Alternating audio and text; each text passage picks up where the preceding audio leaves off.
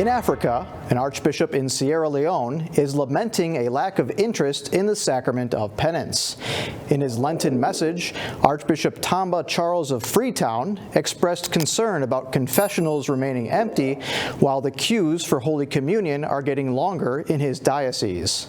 He reminded his faithful that receiving the sacrament of the body and blood of Jesus Christ while conscious of committing a grave sin amounts to self-condemnation. Pope Francis, who is recovering from a mild flu, had an aide read his remarks during a Vatican address while he greeted attendees. Despite canceling Monday's commitments, he continued with his Sunday address and later underwent tests at a Roman hospital. During the audience, he spoke on envy and called for prayers to end global conflicts. A prominent bishop has affirmed Catholicism is not compatible with Freemasonry. Following a meeting between Catholics and Masons, Bishop Antonio Stagliano highlighted that Catholicism is rooted in historical revelation, while Freemasonry relies on human reasoning and secret powers.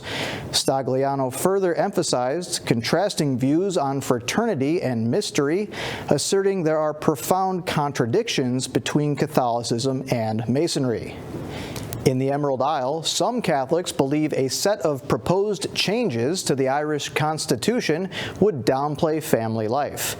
Days ago, the Irish bishops argued the changes would diminish the emphasis on marriage and the importance of motherhood. In contrast, the Minister of Expenditure, Pascal Donoghue, said the update to the Irish Constitution is necessary for the sake of diversity.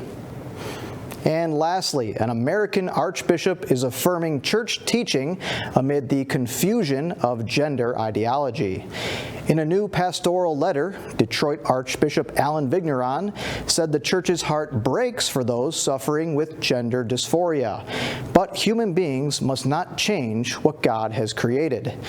The Archbishop encouraged the faithful to be actively engaged in the evangelizing mission of the Church, to testify to the dignity given us by our creation in God's image and likeness.